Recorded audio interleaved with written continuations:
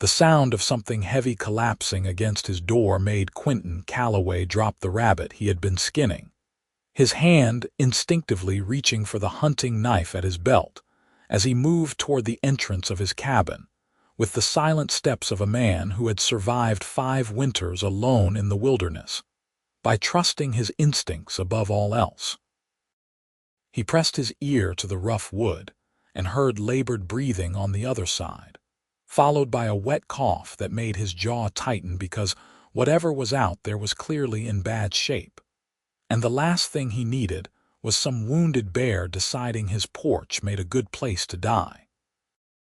The breathing came again, ragged and desperate, and beneath it, he caught something that made him pause because it sounded almost like words, broken and pain-soaked but unmistakably an attempt at language. Quinten grabbed the iron bar that served as his door's lock and hefted his knife properly before yanking the door open, already stepping back in case whatever was outside tried to lunge at him. What he found instead was a figure crumpled against the doorframe, and in the fading light of early evening he saw green skin smeared with dirt and blood, dark hair matted against a skull that bore the unmistakable pointed ears of an orc. The figure wore torn leather armor that might have been brown once but was now so covered in mud and what looked like burn marks that it was hard to tell. And as the door swung open, the body started to topple inward. Quinten made a split-second decision that his more cautious mind immediately questioned, dropping his knife and catching the falling form before it could hit the floor. The orc was lighter than he expected, which told him immediately that this was a woman and that she had not been eating well for some time. Her skin was cold despite the relatively mild autumn evening, and when he shifted his grip to get a better hold, his hand came away sticky with blood. He could see now that she had injuries all along her right side, deep cuts that looked like they had come from clawed hands or perhaps weapons, and her breathing was so shallow that for a moment he thought she might already be dead. Then her eyes flickered open, just for a second, and he found himself looking into amber irises that were glazed with pain and fever, but still held enough awareness to register fear when she saw his face. She tried to pull away from him with a strength that surprised him given her condition, her lips pulling back to reveal small tusks as she made a sound that was half snarl and half whimper. Quinten tightened his grip just enough to keep her from thrashing and potentially making her injuries worse, speaking in the same low, steady voice he used to calm spooked horses. "Easy now.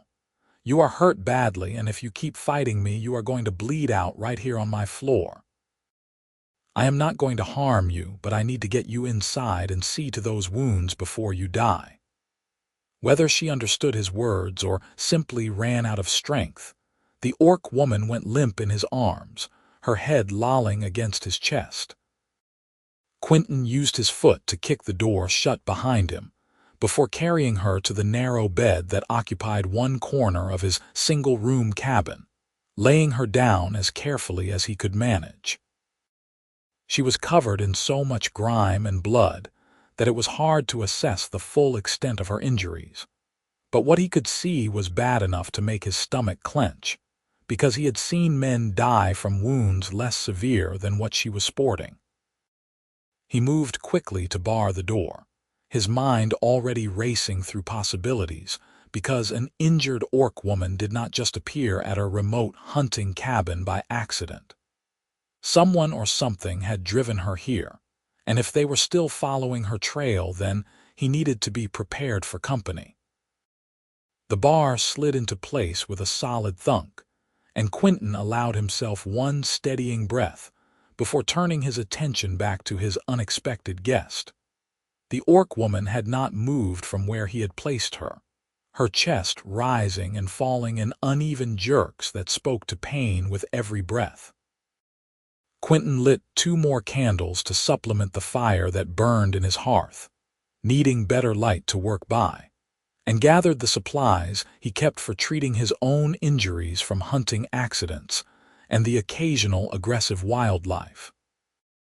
Clean water from the bucket by the door, strips of cloth he had torn from an old shirt for bandages, a bottle of strong spirits that would serve to clean wounds even if it burned like the fires of hell, and the needle and thread he used to repair his clothes and sometimes his own skin.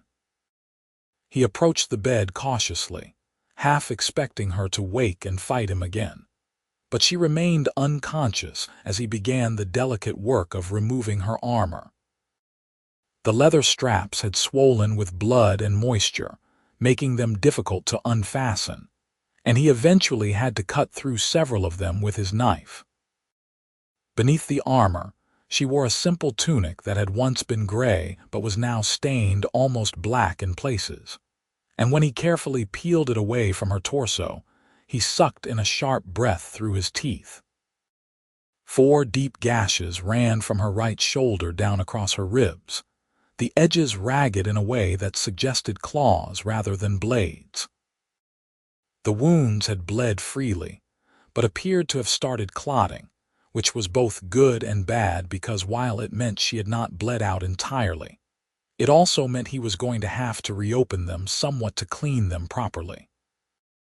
There were other injuries too, smaller cuts and bruises that covered her arms and what he could see of her legs, evidence of a fight or a desperate flight through rough terrain.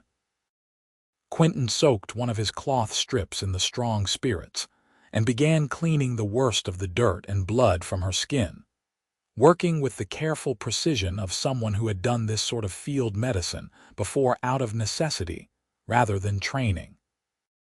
The orc woman stirred when the alcohol-soaked cloth touched the deep gashes, a pained sound escaping her throat, but she did not wake. Her skin was rough beneath his hands, tougher than human skin, with calluses that spoke to hard labor or weapon work. He found himself noticing details he probably should not have been paying attention to given the circumstances, like the way her dark hair had a slight wave to it beneath all the grime, or how her face had strong features that were almost handsome despite the tusks and the green tint to her skin. He shook his head sharply, refocusing on the task at hand. The deepest of the gashes was going to need stitching, and he threaded his needle with hands that were steadier than he felt. The first puncture of the needle through her skin made him wince in sympathy, but the orc woman remained mercifully unconscious as he worked his way along the wound with small, tight stitches that would hold the edges together while they healed. He had to stop twice to wipe sweat from his forehead despite the relative coolness of the cabin, and by the time he tied off the last stitch, his hands were cramping.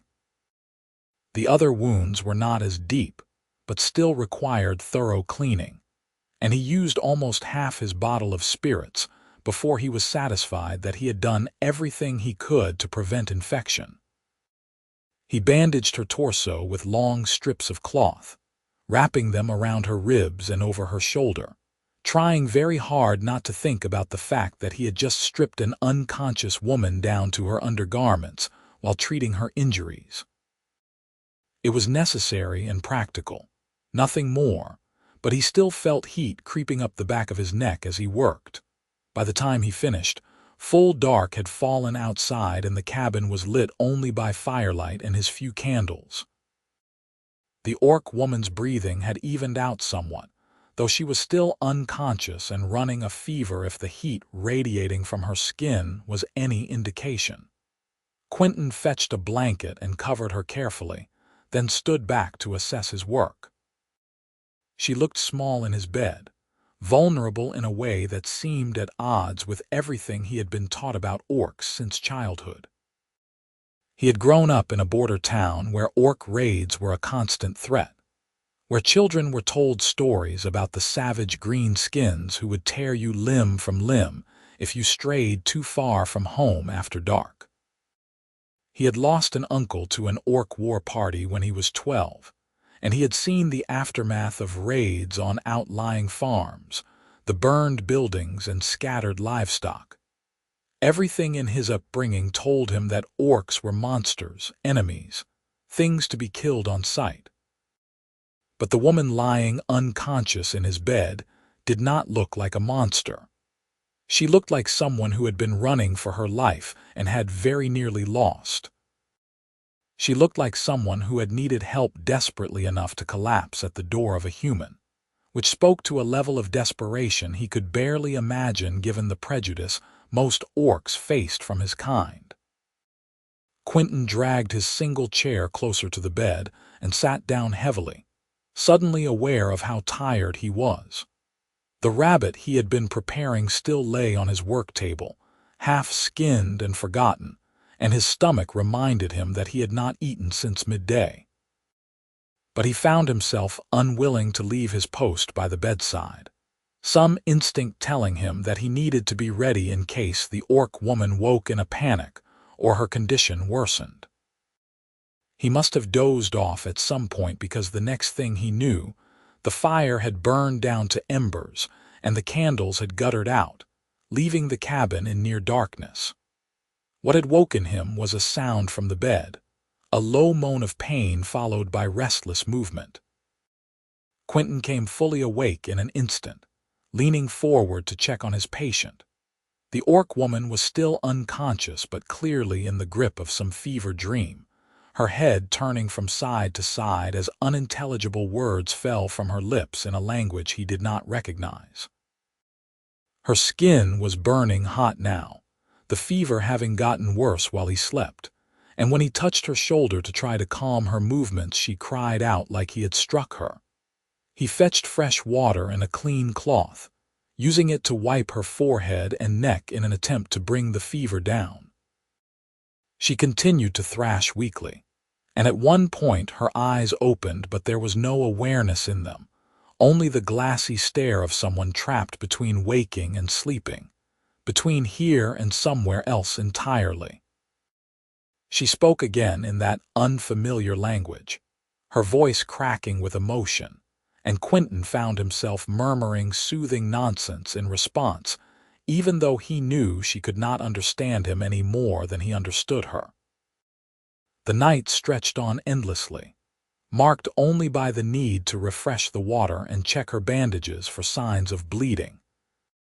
Twice the fever spiked so high that he seriously considered whether he should try to find help, but the nearest settlement was a full day's ride away, and he doubted she would survive being moved in her current condition. All he could do was continue cooling her skin with water and hope that her orcish constitution was as strong as the stories claimed. Dawn was beginning to gray the sky outside his single window when the fever finally broke. Quinten watched as the orc woman's breathing deepened and her restless movements stilled, her body finally falling into what looked like genuine sleep rather than unconscious delirium. He slumped back in his chair with a relief so profound it left him shaking, only then realizing how frightened he had been that she might die despite his efforts. He allowed himself a few minutes to simply sit and recover, then forced his tired body to stand and begin the tasks that would carry him through the day. The cabin needed wood for the fire, he needed food, and he still had to deal with the rabbit before it spoiled entirely. He moved through his morning routine quietly, hyper-aware of the sleeping figure in his bed, checking on her every few minutes to make sure she was still breathing steadily. The rabbit became stew, more out of habit than any real culinary ambition, and Quinten found himself making more than he usually would for one person. The orc woman would need food when she woke, assuming she could eat, and stew was easy on the stomach for someone who had been through what she had. He caught himself humming while he worked, then stopped abruptly because when had he last hummed while cooking? When had he last had any reason to? 5 years alone in the wilderness did things to a man. Quinten had come here after the war, after watching too many friends die in too many pointless skirmishes along the border, after deciding that he was done with killing and wanted nothing more than to be left alone. He had built this cabin with his own hands, had learned to hunt and trap and survive through trial and error, and had convinced himself that he was content with solitude. But looking at the sleeping orc woman now, listening to the sound of breathing that was not his own, Quinten realized that maybe he had been lying to himself about being content. Maybe he had just been waiting, though for what he could not have said.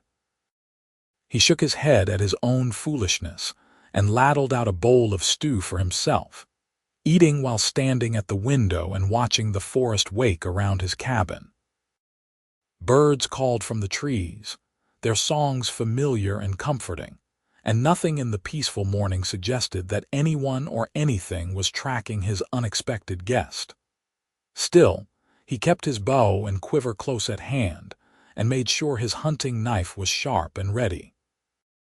It was nearly midday when the orc woman finally stirred, a soft groan announcing her return to consciousness. Quinten set down the leather strap he had been working on and moved to the bedside, staying just out of easy reach in case she woke swinging. Her eyes opened slowly, amber irises unfocused at first but gradually sharpening as awareness returned. She stared at the ceiling for a long moment, her brow furrowing in what looked like confusion. Then her gaze slid sideways and found him standing there. Quinten saw the moment full awareness hit her, watched as her body went rigid and her hand fumbled beneath the blanket as though searching for a weapon that was not there. He held up both hands in what he hoped was a calming gesture, keeping his voice low and even. "You are safe. You collapsed at my door last night and I brought you inside to treat your wounds. You have been unconscious for most of the night and all morning." The orc woman stared at him with an expression he could not quite read, something between suspicion and disbelief. When she spoke, her voice came out as barely more than a rasp, rough from disuse and probably dehydration. Why? It was such a simple question, but Quinten found himself struggling to answer it. Why had he helped her? Why had he dragged an injured orc into his home instead of leaving her outside to die or, worse, finishing her off himself? He could have claimed it was basic human decency, but they both knew that did not usually extend to orcs, not in this world, not given the history between their peoples. Finally, he settled on the truth, plain and simple. "Because you needed help and I could give it. You think you can sit up. You need water and food if you can keep it down." She continued to stare at him for another long moment, then nodded slowly. Quinten moved to help her, sliding an arm behind her shoulders to support her weight as she struggled into a sitting position. She hissed in pain as the movement pulled at her stitches, her hand going to her bandaged side. And for the first time, she seemed to realize the extent of her injuries, and the fact that she was wearing significantly less clothing than she had been when she arrived. Color darkened her green cheeks, and she pulled the blanket up higher, her eyes darting around the cabin as though cataloging everything and everyone in it. Quinten pretended not to notice her embarrassment and fetched a cup of water, offering it to her carefully. She took it with both hands, which shook slightly with weakness, and drank in small, careful sips. "What is your name?" Quinten asked when she had finished the water and seemed marginally more stable. The orc woman hesitated, and he could see her weighing whether or not to answer. Finally she said, "Vara." "Vara," he repeated, testing the name. "I am Quinten Calloway. This is my cabin and my land such as it is. You are welcome to stay until you have healed enough to travel, though I would ask that you tell me who or what I should be watching for given the state you arrived in."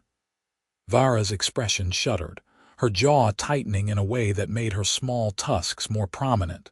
"Hunters. Human hunters. They have been tracking me for 3 days. Quinten felt his stomach drop. "How many?" "5 when they started. I killed one, but the others are still coming." She said it flatly, without pride or regret, just stating a fact. They caught me yesterday afternoon. I fought free, but not before they did this. She gestured at her bandaged torso.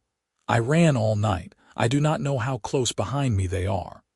Why are they hunting you? Quinten kept his voice neutral, not accusing, just asking. Vara's laugh was bitter and entirely without humor. Because I am Orc. Because there is a bounty on Orc heads in the Southern Territories. Because they can. She met his eyes directly, her amber gaze challenging. Is that reason enough for you, human? Quinten thought about the bar across his door, about the relative isolation of his cabin, about how 5 men determined to collect a bounty would not be deterred by one lone hunter telling them to go away. He thought about the wars he had fought and the reasons behind them, about all the lies people told themselves to justify killing those who were different. He thought about his uncle, dead in an Orc raid, and about the Orc woman sitting in his bed who had fought desperately to stay alive. It will have to be, he said finally. But it means we need to prepare in case they find this place. You are in no condition to fight or run, which means if they come, we need to convince them that there is no Orc here to find. Vara stared at him like he had just started speaking in tongues. You would hide me from your own people. They are not my people, Quinten said, and was surprised by the vehemence in his own voice. I left human society behind 5 years ago because I was tired of fighting and killing. I did not drag you inside and spend all night keeping you alive just to hand you over to a bunch of bounty hunters. He paused, then added more quietly, besides, you are my guest. I take that seriously, even out here. Something shifted in Vara's expression, the suspicion easing just slightly. She was quiet for a long moment before asking, why do you live alone out here? Same reason you are running, I imagine, because the alternative was worse. Quinten offered her a slight smile. Now, do you think you can eat? I have stew, and it is actually not terrible if I say so myself. Vara nodded, and Quinten ladled out a bowl for her, making sure it was not too hot before handing it over. She ate slowly, carefully, like someone who had not had a proper meal in too long. He found himself watching her with a fascination he could not quite explain, noticing small details like the way her pointed ears twitched slightly when she swallowed, or how she held the bowl with a delicacy that seemed at odds with her warrior's calluses. The hunters, he said after a while, do they have tracking dogs? Vara shook her head. No dogs, but one of them is a skilled tracker better than the others. He is the one I need to worry about. Then we need to break your trail, make it look like you went in a different direction. Quinten was already thinking through possibilities. There is a stream about a quarter-mile east of here. If I can make it seem like you crossed there and continued north, they might follow that trail instead of finding this cabin. You would do that? Vara's voice was soft, almost wondering. I would. Quinten stood and moved to check the bar on his door, making sure it was secure. But first you need to rest and regain your strength. You lost a lot of blood and you are still fighting off fever. Eat what you can and then sleep. I will keep watch. Vara finished her stew in silence, then handed the bowl back to him.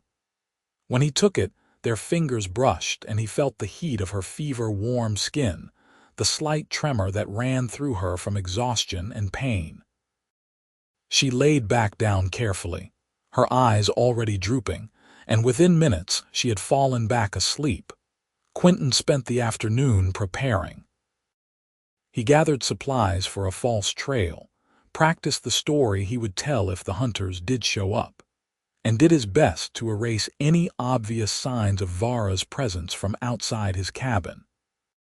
He found the place where she had collapsed against his door, the bloodstains still visible on the wood, and scrubbed them away with dirt and water until nothing remained. He tracked her path back into the forest, following the spots of blood and disturbed undergrowth, and was grimly impressed by how far she had made it in her condition. At the stream, he created his false trail, dragging brush and disturbing the bank in a way that suggested someone had crossed and continued north. He left just enough sign to be believable without being obvious, the kind of trail a desperate fugitive might leave when they were too exhausted to cover their tracks properly. Then he backtracked carefully, erasing his own passage as he went, until he was back at the cabin with no clear path leading to his door. Vara slept through all of it, her body taking the rest it desperately needed to heal.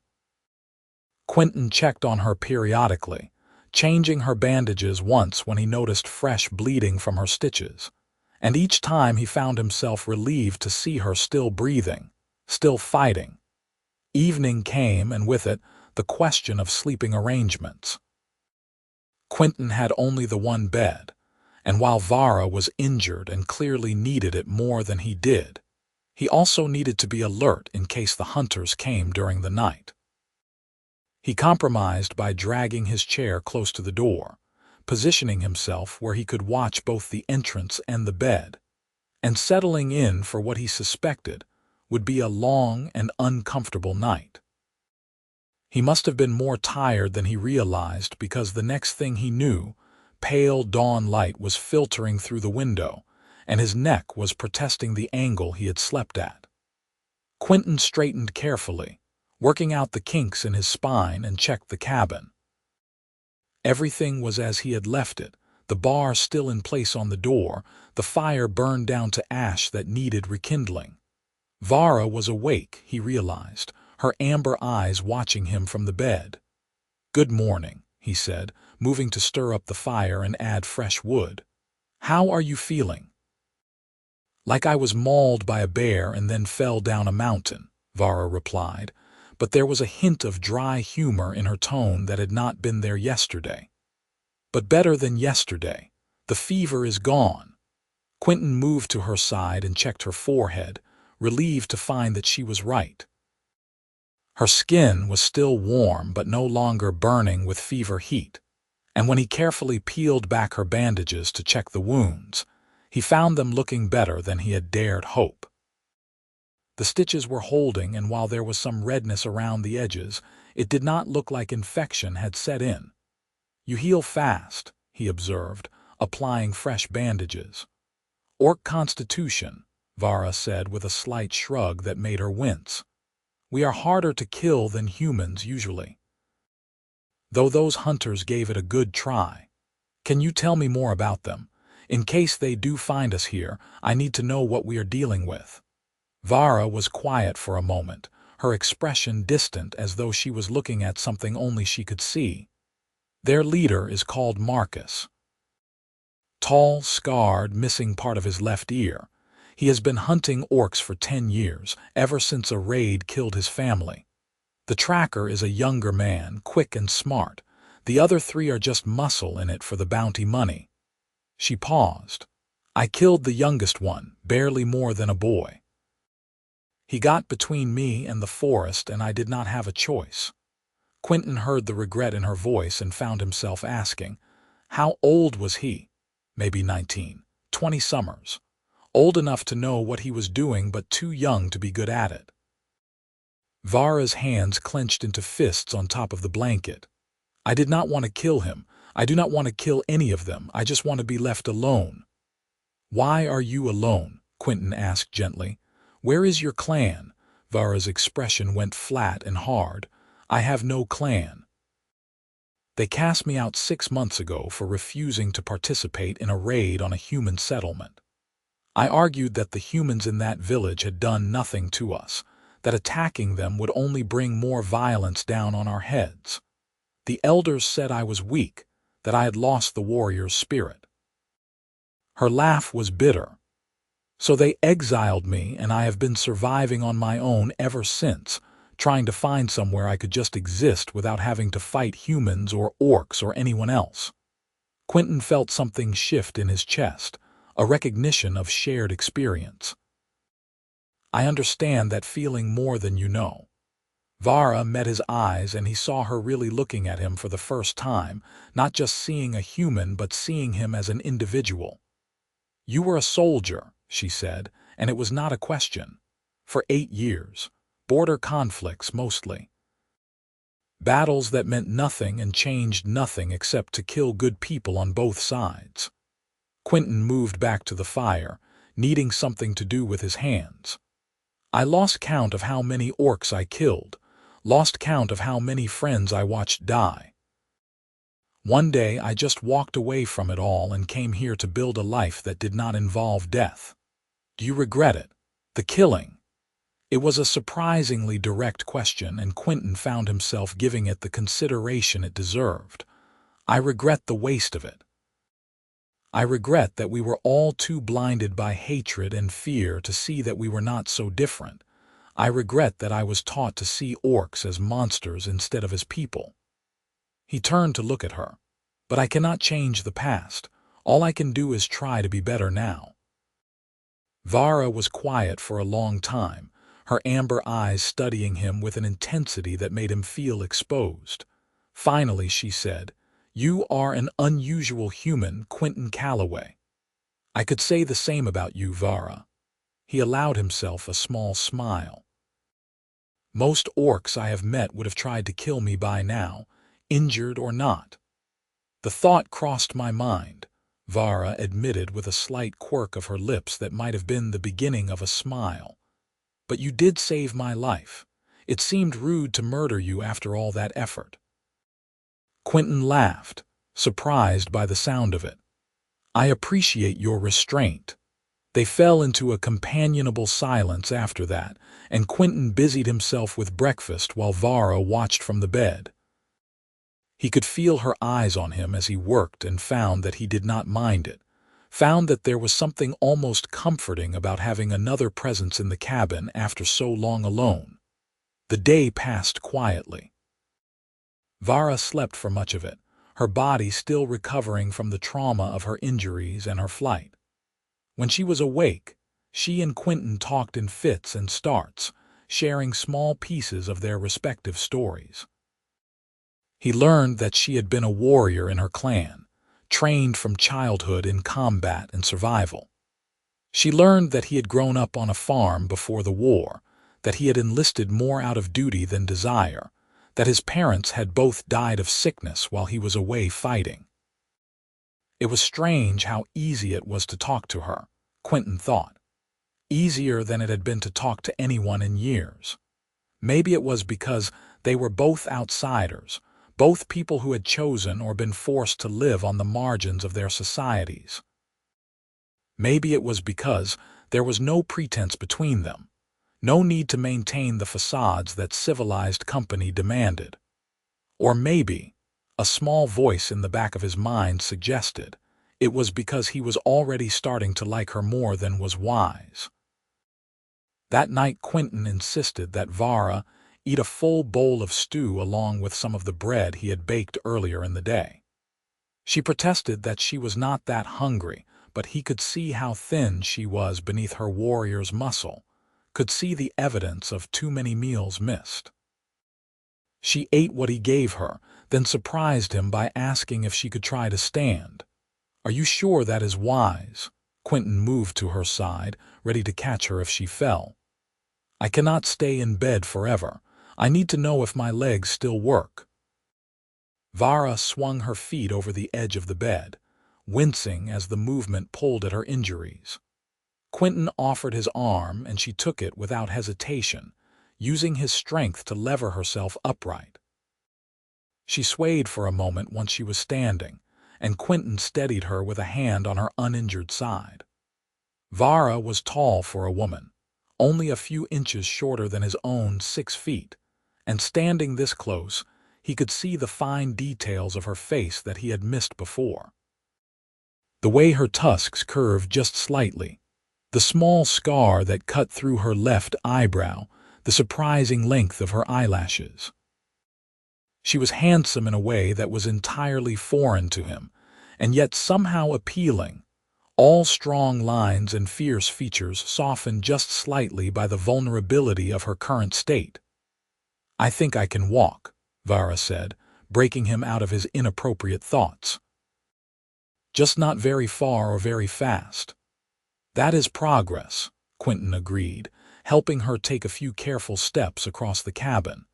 They made it to the window and back before she was breathing hard and ready to sit down again. He eased her back onto the bed and she slumped against the wall, exhausted but looking pleased with herself.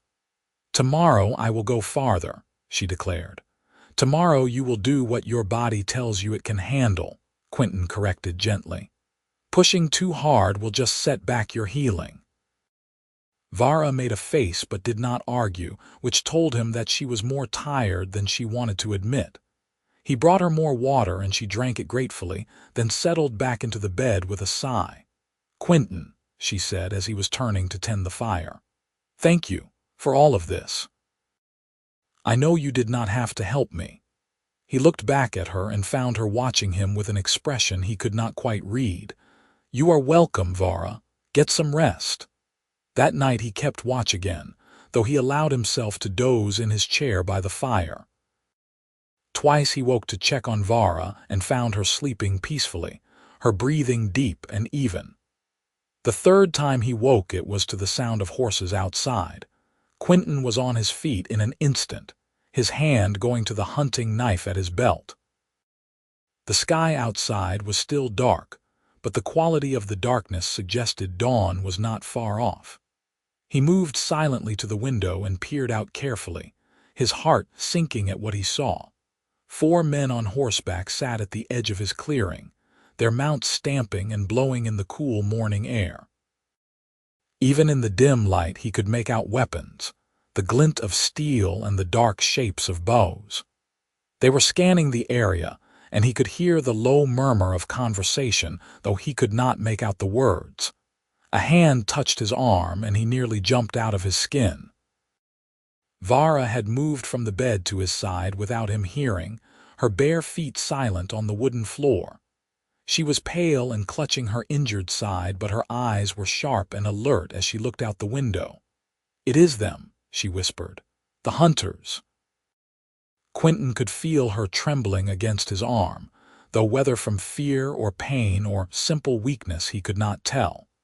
He laid his own hand over hers where it gripped his sleeve, trying to offer reassurance he did not entirely feel. Get back in bed and stay quiet. Let me handle this. If they find me here, they will kill you too, Vara hissed.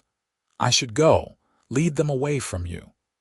In your condition, you would not make it 10 feet before they ran you down. Get in the bed and pull the blanket up. If they look inside, they will see a lone hunter who is just waking up. Nothing more. Quinten gave her a gentle push toward the bed and was relieved when she obeyed, though he could see the tension in every line of her body as she settled back under the blanket. He had barely enough time to run his fingers through his hair and assume an expression of sleepy confusion before there was a heavy knock on his door. Quinten took a deep breath, sent up a quick prayer to any gods that might be listening, and lifted the bar.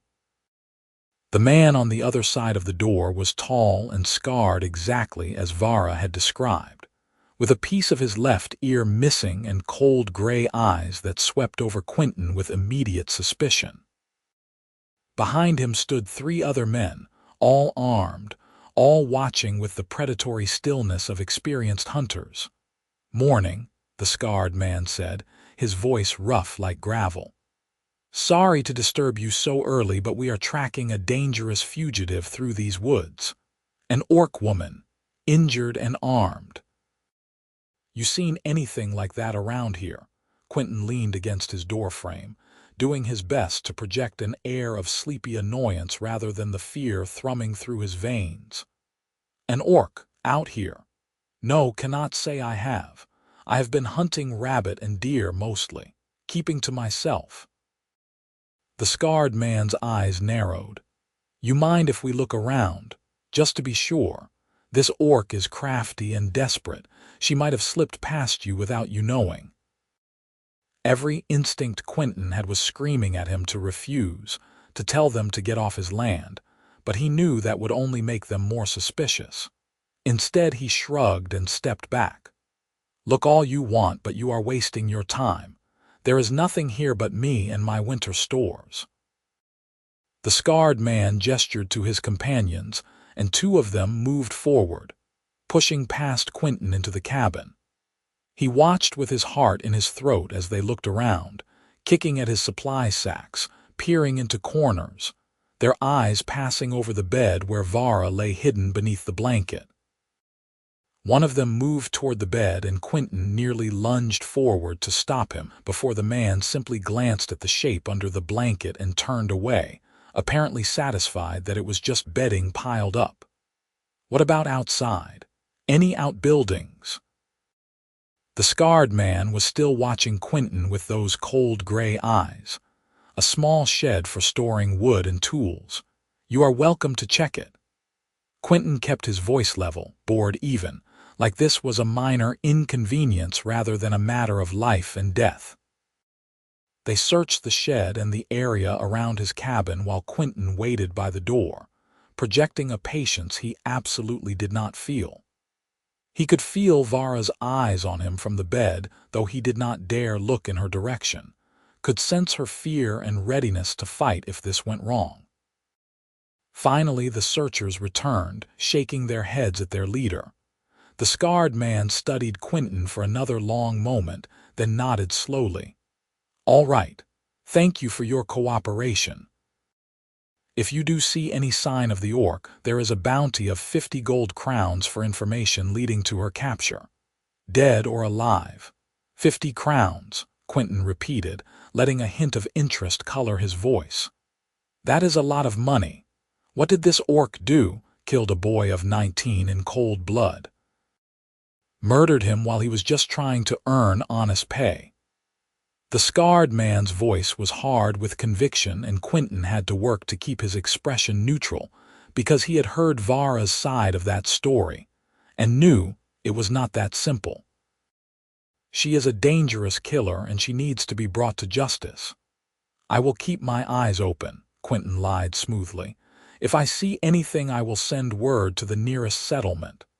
The scarred man nodded and mounted his horse, his companions following suit.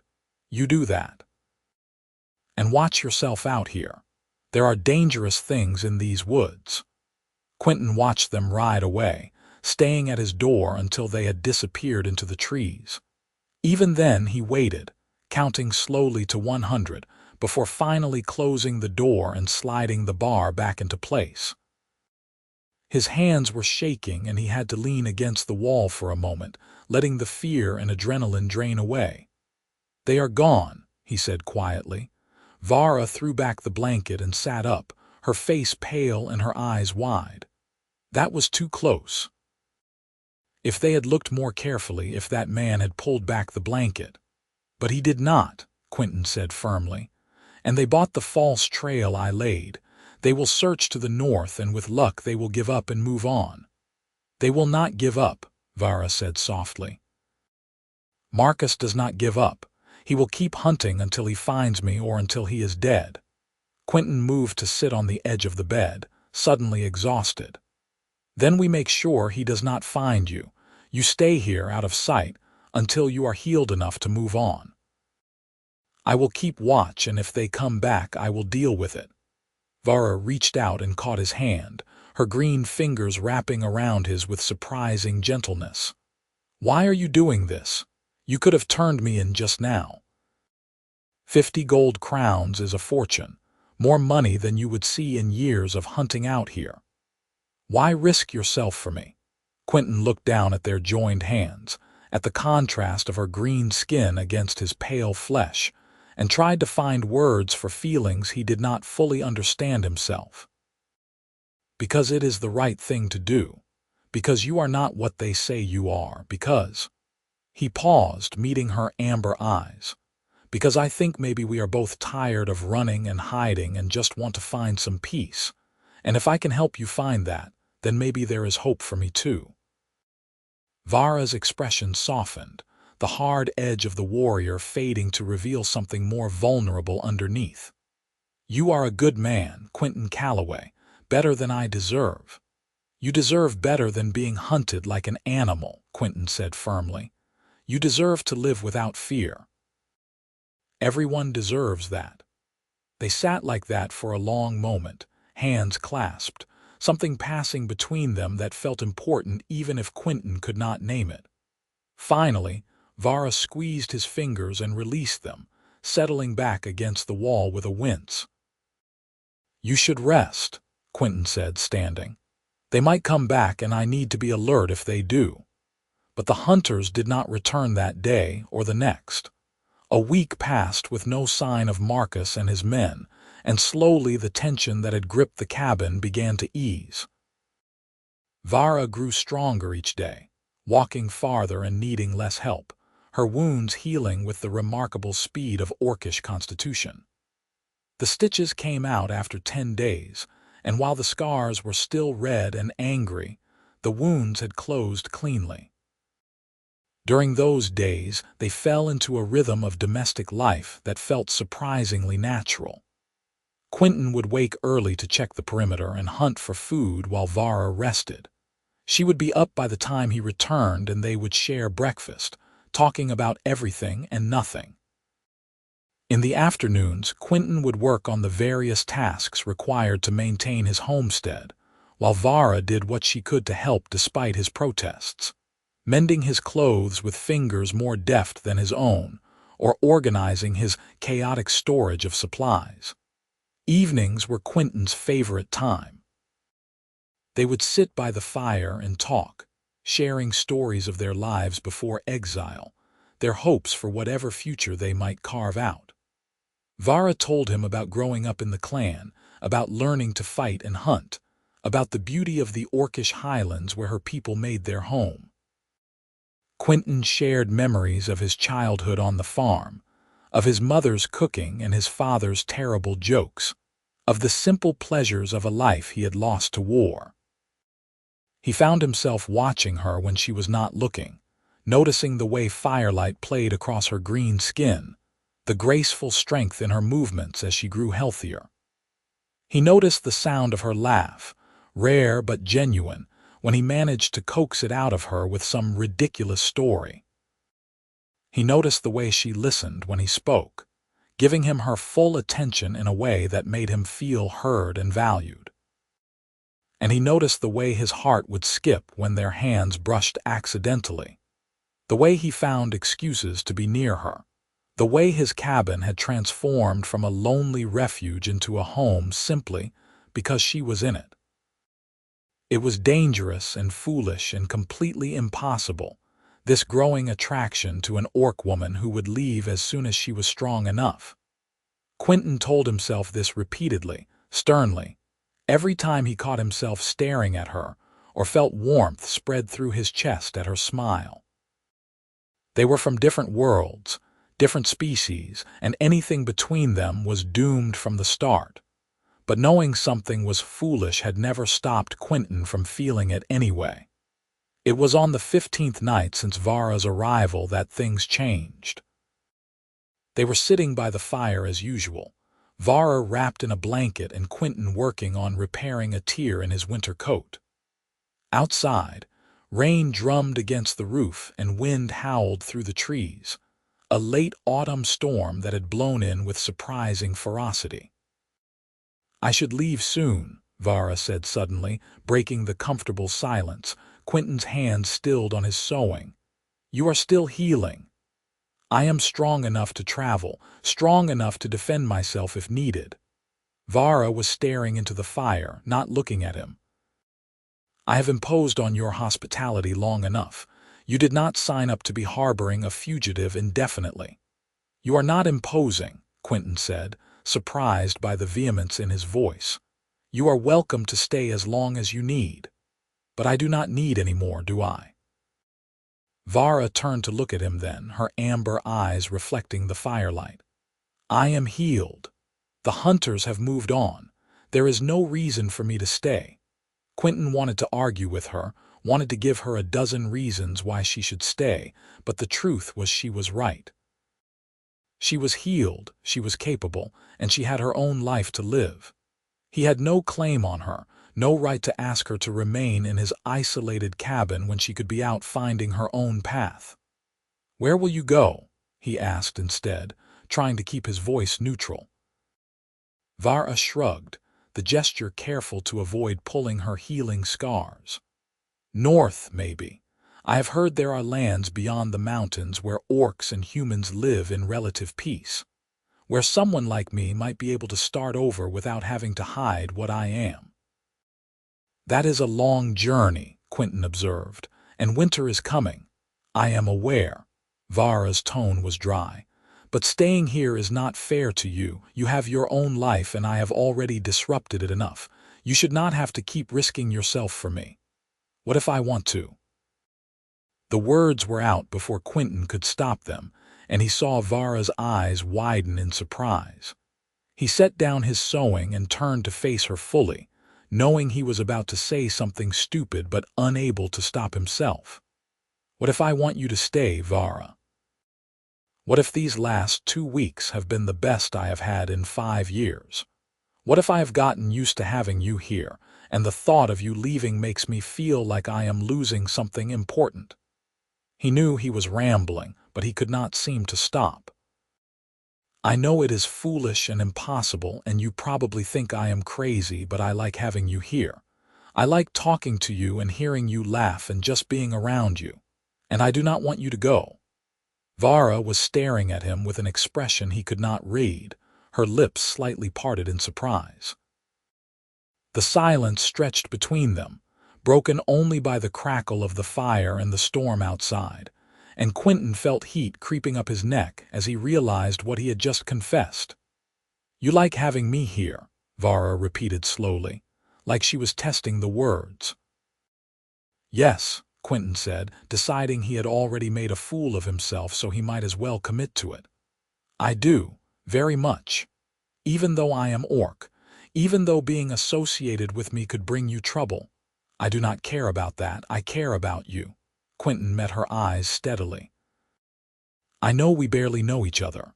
I know this is probably the stupidest thing I have ever said, but it is true and I wanted you to know before you left."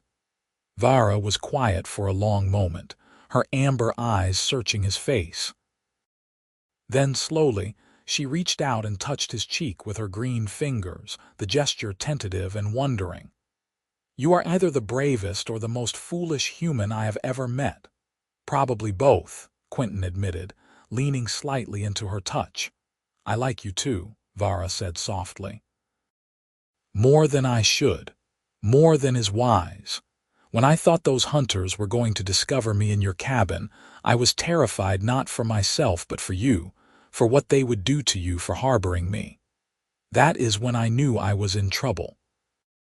Quinten turned his head to press a kiss to her palm, feeling her sharp intake of breath at the gesture. "What if we are both in trouble together?" "That is the stupidest plan I have ever heard," Vara said, but she was smiling, her tusks catching the firelight.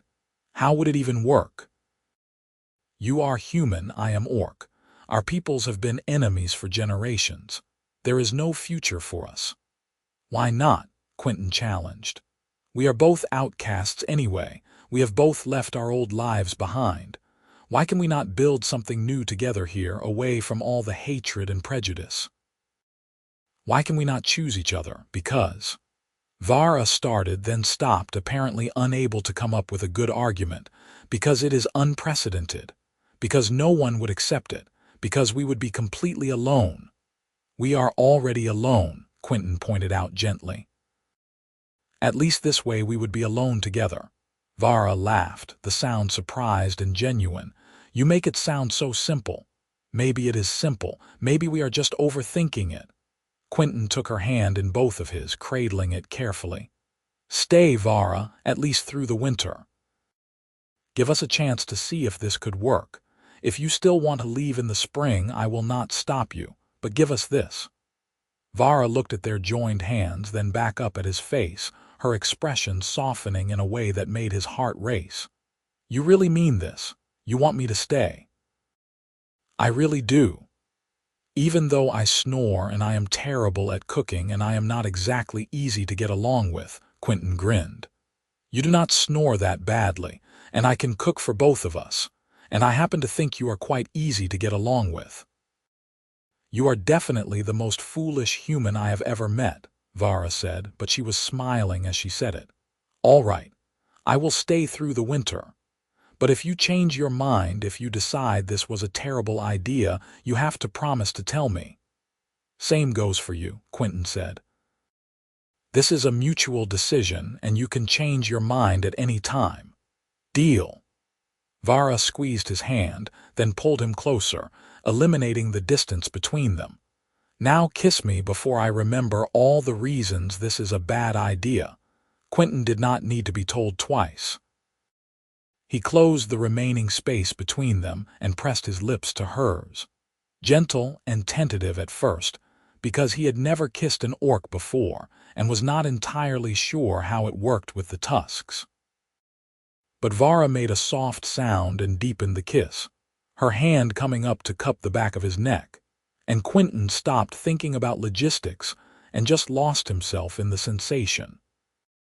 She tasted like the herbal tea they had been drinking and something else that was uniquely her. And the slight sharpness of her tusks against his lips was exotic rather than uncomfortable. When they finally broke apart, they were both breathing hard, and Quinten could see that Vara's green cheeks had darkened with what had to be a blush.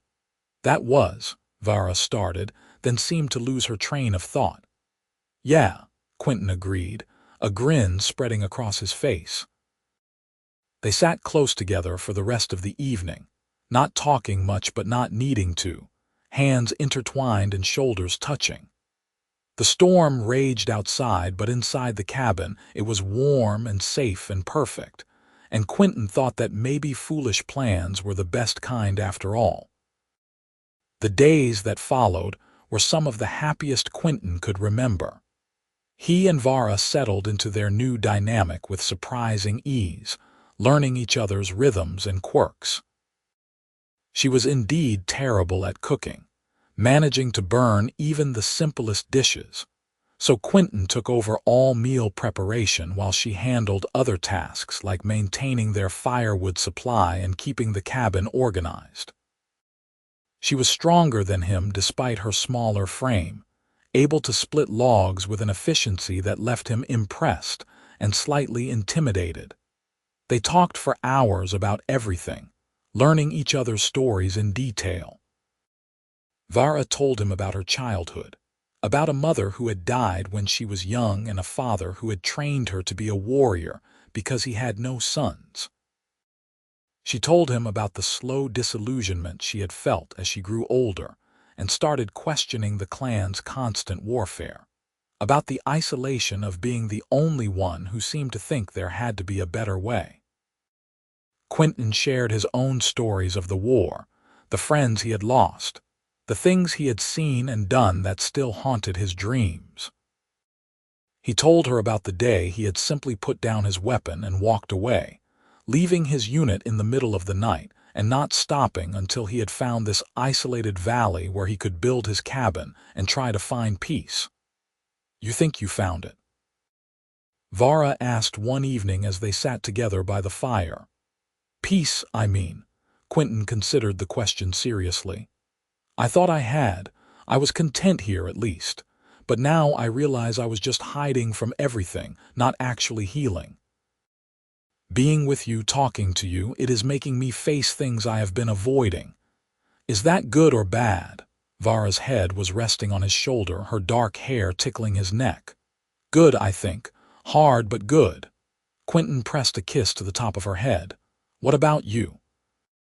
Do you feel at peace here?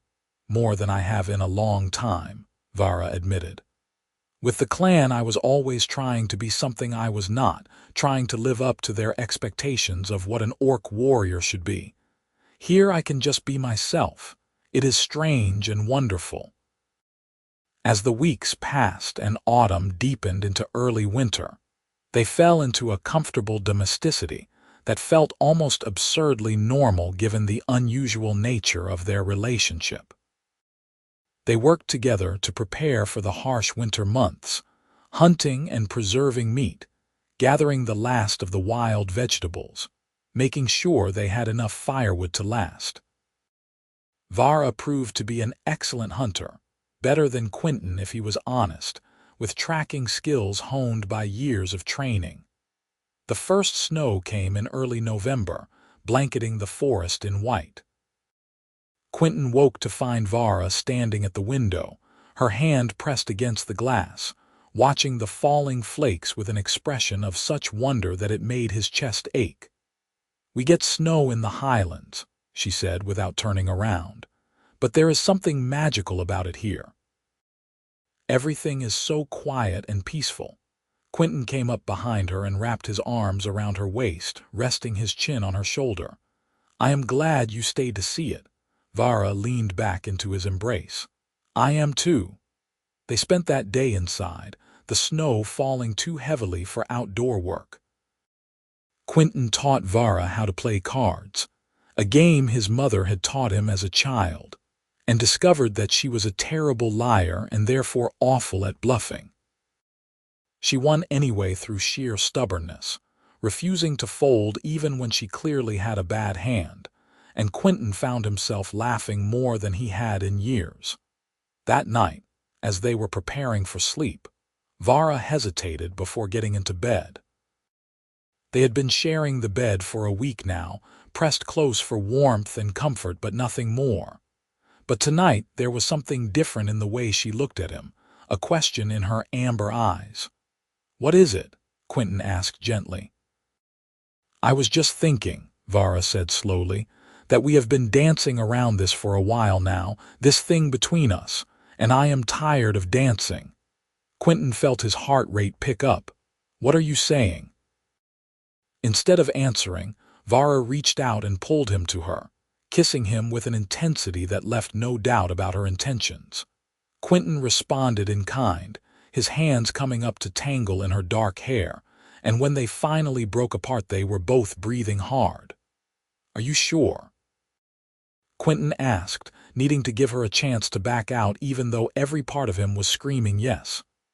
"I am sure," Vara said firmly. "I want this. I want you if you want me to." "I do," Quinten said, and proceeded to show her exactly how much. They made love slowly and carefully, learning each other's bodies with the same patience they had shown in learning each other's hearts. Vara was strong and fierce even in this, meeting him with enthusiasm and a lack of self-consciousness that was incredibly arousing. Quinten took his time exploring her green skin, mapping the scars and calluses that told the story of her warrior's life. And when she finally cried out his name, he felt like he had won something precious. Afterwards they lay tangled together, skin against skin, and Quinten thought that he had never felt more complete.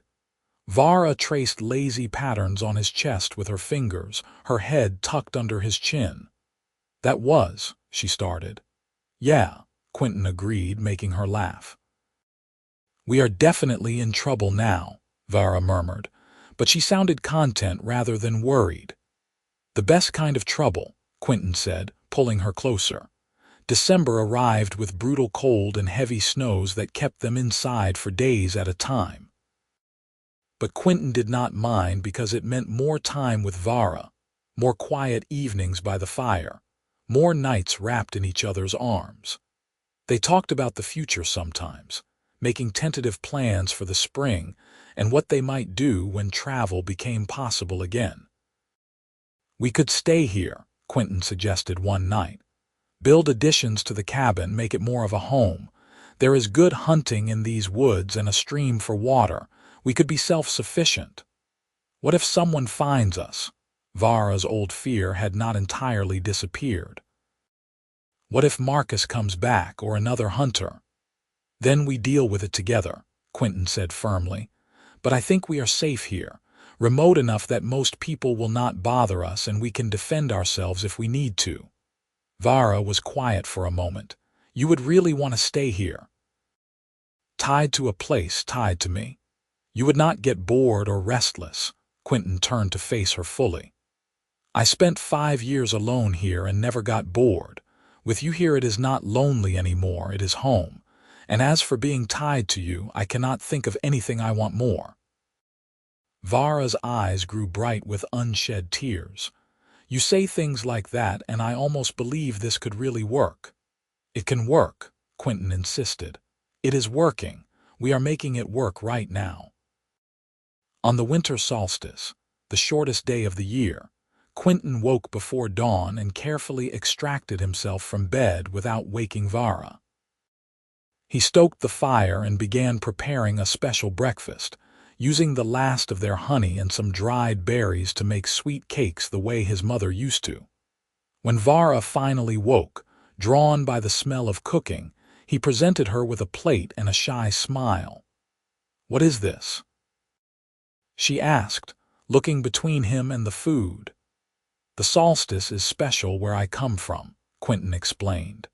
"It is about celebrating light and warmth even in the darkest time of year, about being grateful for what you have and the people you share it with.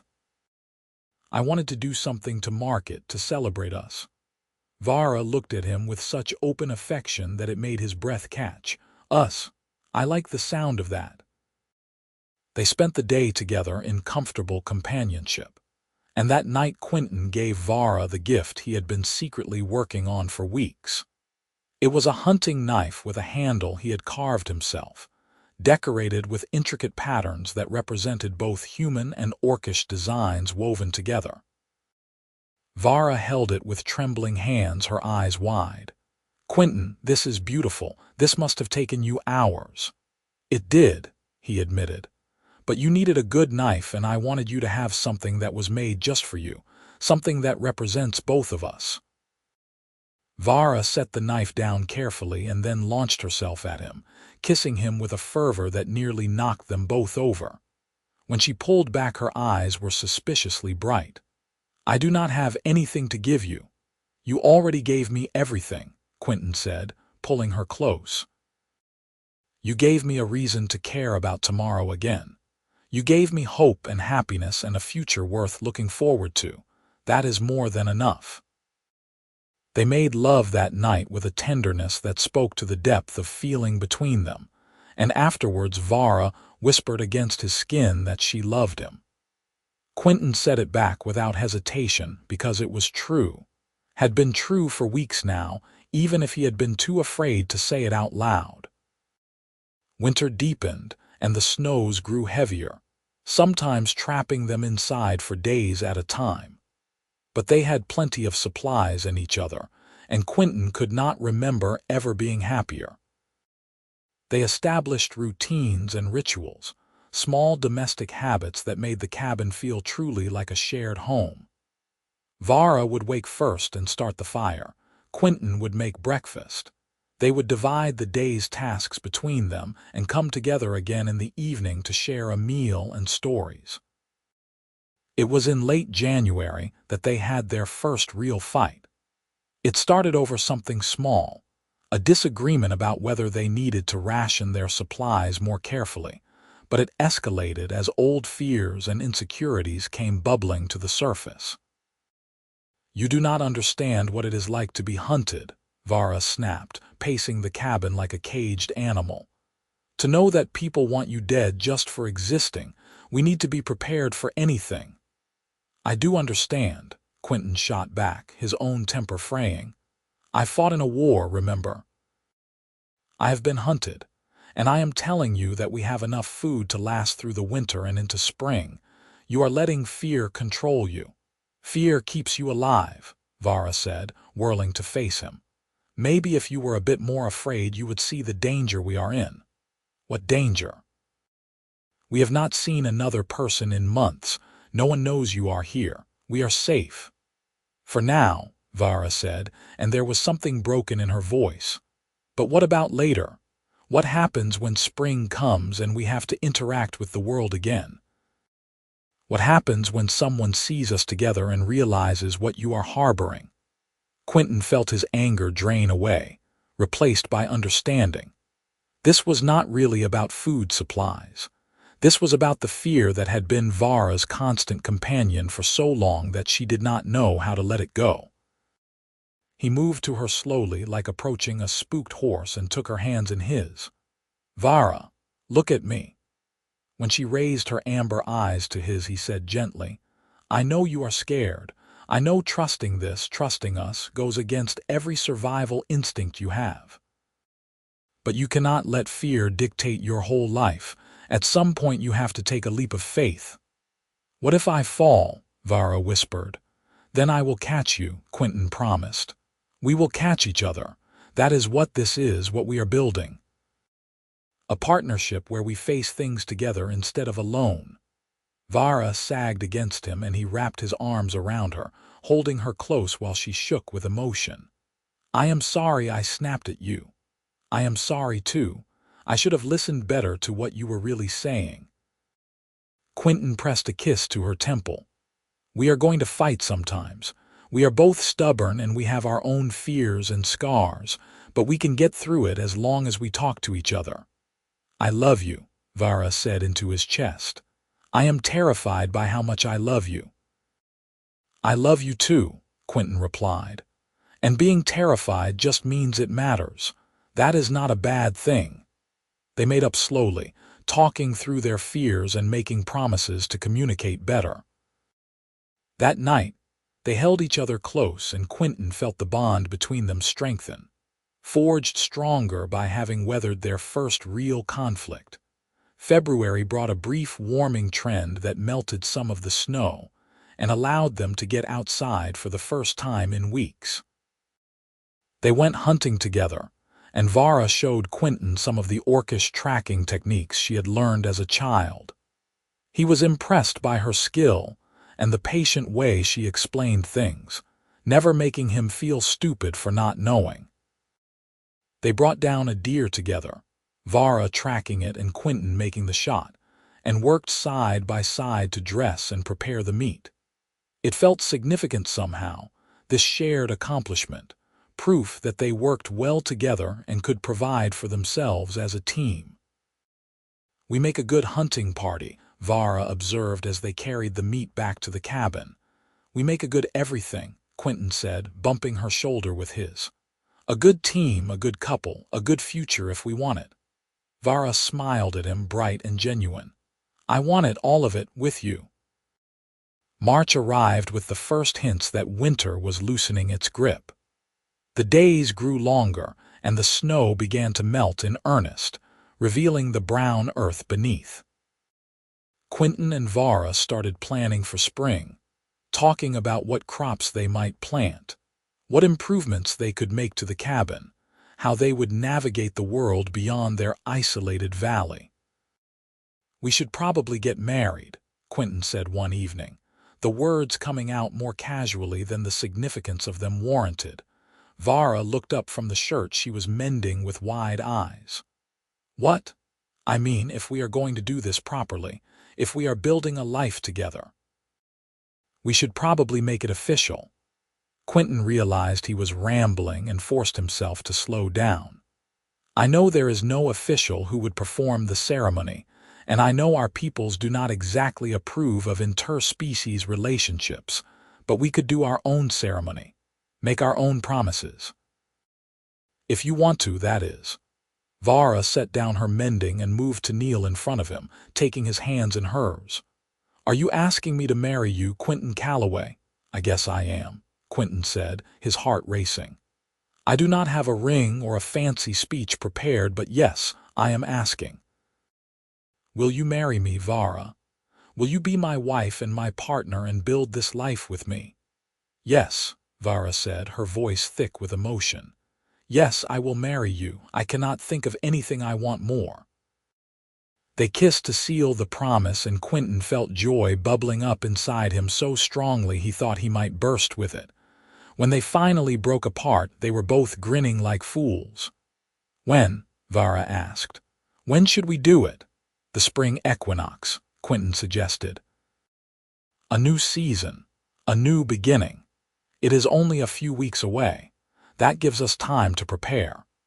They spent the next weeks getting ready for their wedding with an excitement that felt almost absurd given that they would be the only two people present. But it mattered to both of them to do this right, to mark the significance of their commitment.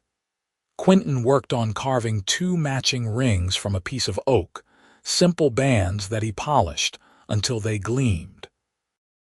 Vara created garlands from evergreen boughs and the first spring flowers, decorating the cabin until it looked festive and bright. On the morning of the spring equinox, they bathed carefully and dressed in the best clothes they had. Quinten had never seen Vara look so beautiful, her green skin glowing in the spring sunlight, her dark hair braided with flowers. She looked at him with such love and trust that it made his throat tight with emotion.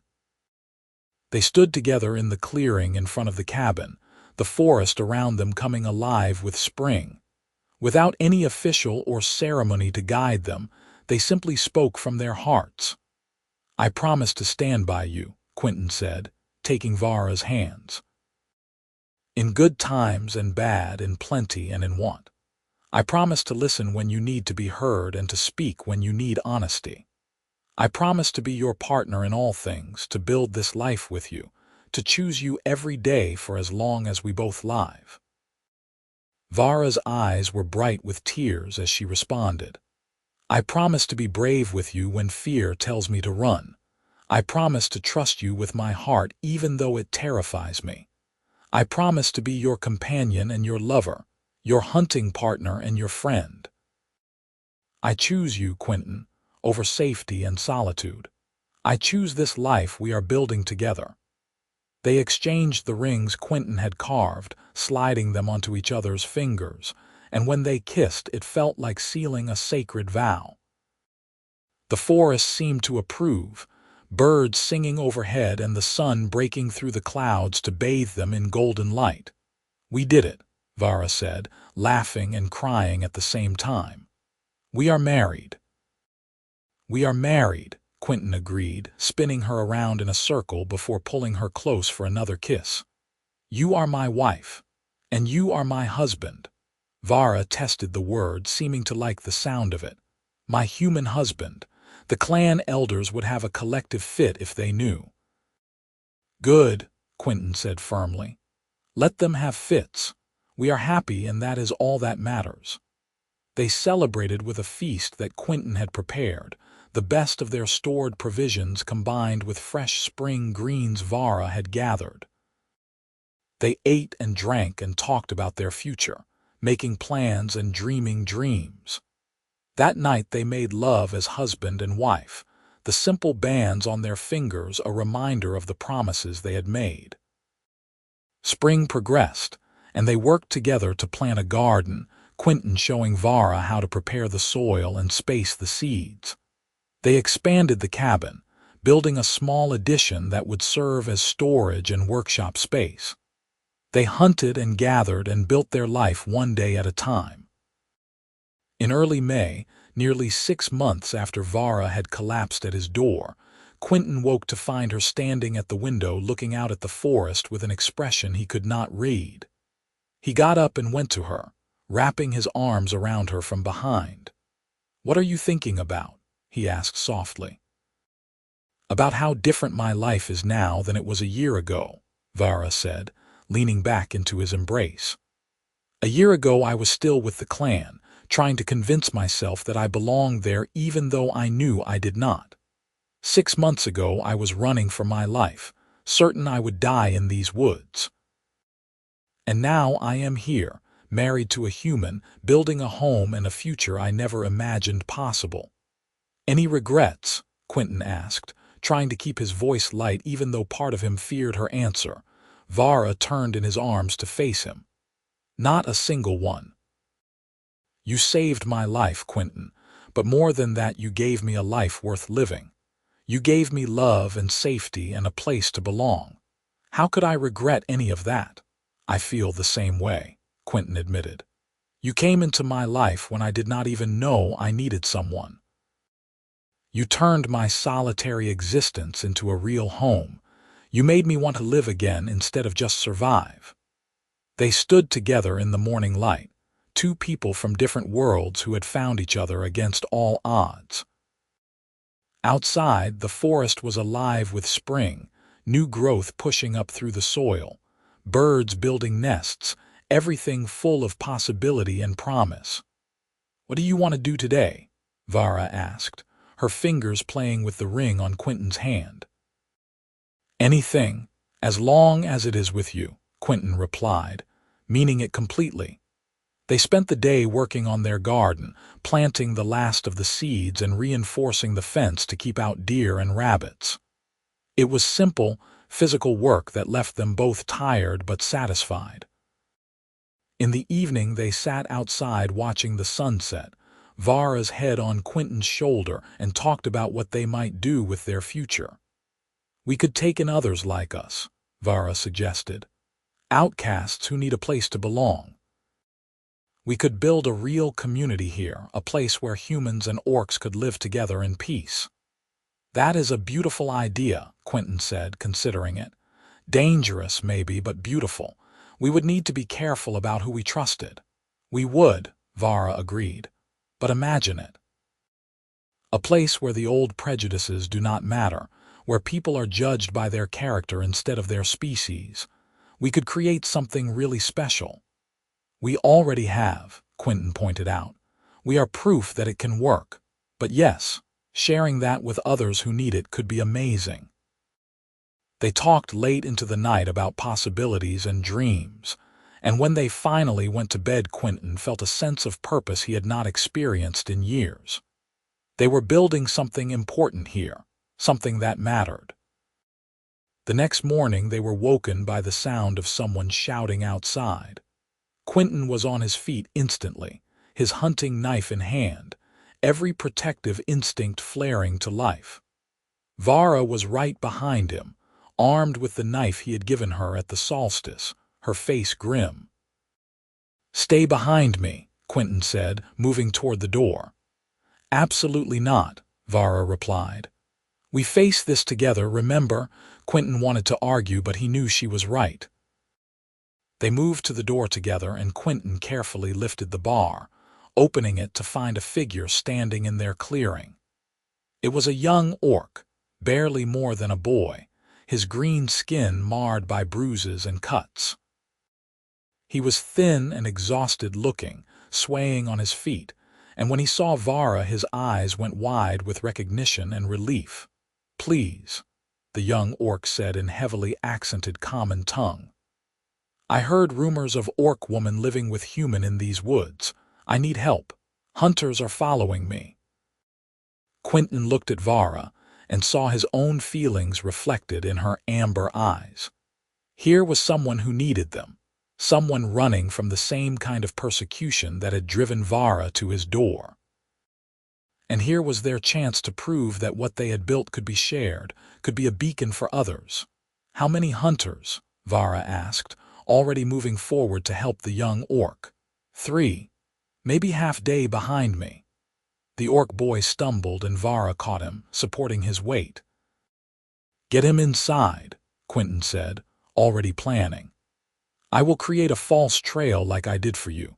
We can hide him until they pass." They moved together with practiced efficiency, Vara settling the young orc in the cabin while Quinten went to lay his false trail. It was just like before, except this time it felt different. This time they were not just surviving, they were choosing to help, to extend the safety they had found to someone else who needed it. When Quinten returned to the cabin, he found Vara tending the young orc's wounds while speaking to him in the orcish language. The boy looked up when Quinten entered, and there was fear in his eyes, the instinctive terror of a hunted creature seeing a human. "It is all right," Vara said gently in common tongue. "This is Quinten. He is my husband and he can be trusted. He will not hurt you." The young orc's eyes went even wider at the word husband, his gaze darting between Vara and Quinten with obvious confusion. "But he is human. How can?" "It is a long story," Quinten said with a slight smile. "But the short version is that not all humans are enemies and not all orcs are savages. We are people and we can choose to be better than our histories." The young orc looked at him for a long moment, then nodded slowly. "My name is Dresh." I was exiled from my clan for refusing to participate in raids. I have been running for 2 months. Your story sounds familiar, Vara said, glancing at Quinten. We know what it is like to be outcasts. You are safe here, Dresh. We will protect you. And so it began. The hunters came and went, fooled by the false trail just like Marcus and his men had been. Dresh stayed with them for several weeks, healing and regaining his strength. And in that time, Quinten and Vara showed him what they were building. They showed him that peace between humans and orcs was possible, that a different way of living could exist. When Dresh finally left to continue his journey north, he promised to spread the word that there was a place in these woods where those fleeing persecution could find sanctuary. Quinten and Vara looked at each other and knew that their lives were about to change again, that they had set something in motion that was bigger than just the two of them. Are we ready for this?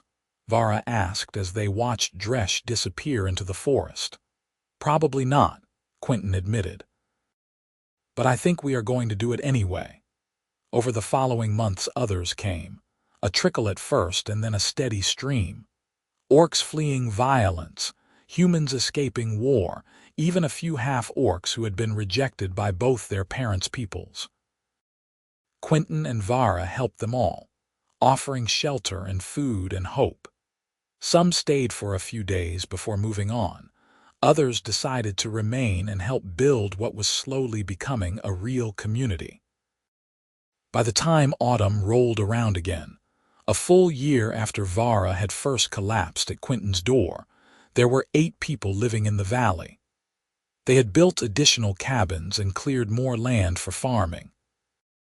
They had established rules for their small community based on mutual respect and cooperation rather than the old prejudices.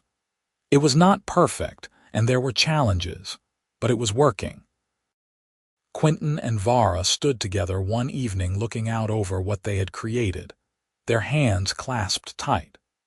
The community they had built was proof that another way was possible, that humans and orcs did not have to be enemies, that people of goodwill could choose peace over violence. We did this, Vara said softly, wonder in her voice. We actually did this. We did, Quinten agreed, and we are just getting started.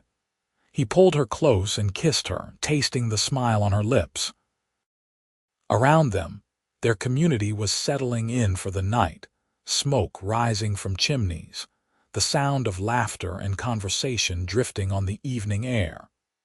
It was home, real and true, built on a foundation of love and hope, and the simple but revolutionary idea that people could choose to be better. Vara rested her head against Quinten's chest, listening to the steady beat of his heart. I love you, she whispered. Thank you for dragging me inside and barring the door. Thank you for saving me. We saved each other, Quinten corrected gently. And we are going to keep saving each other, every day, for the rest of our lives. The first stars were beginning to appear in the darkening sky, and somewhere in the forest an owl called. Quinten held his wife close and thought about all the impossible things that had brought them to this moment. A fugitive collapsing at his door, a split-second decision to help, 2 broken people learning to trust and love again. It had started with desperation and fear, but it had transformed into something beautiful and lasting. They had built a home, a marriage, a community, a future. They had proven that love could bridge even the widest divides, that choosing hope over fear could change the world, one life at a time. And as Quinten stood there with Vara in his arms and the community they had built thriving around them, he knew with absolute certainty that every choice that had led him here had been worth it. Every risk, every leap of faith, every moment of doubt and fear had brought him to exactly where he was meant to be, with her. Always with her. Building their impossible, beautiful life together in the wilderness, showing the world that another way was possible. They had started as a human hunter and an orc fugitive, enemies by every definition their peoples would recognize. But they had chosen differently. They had chosen each other, chosen love, chosen to create rather than destroy. And that, Quinten thought as he kissed his wife beneath the emerging stars, made all the difference.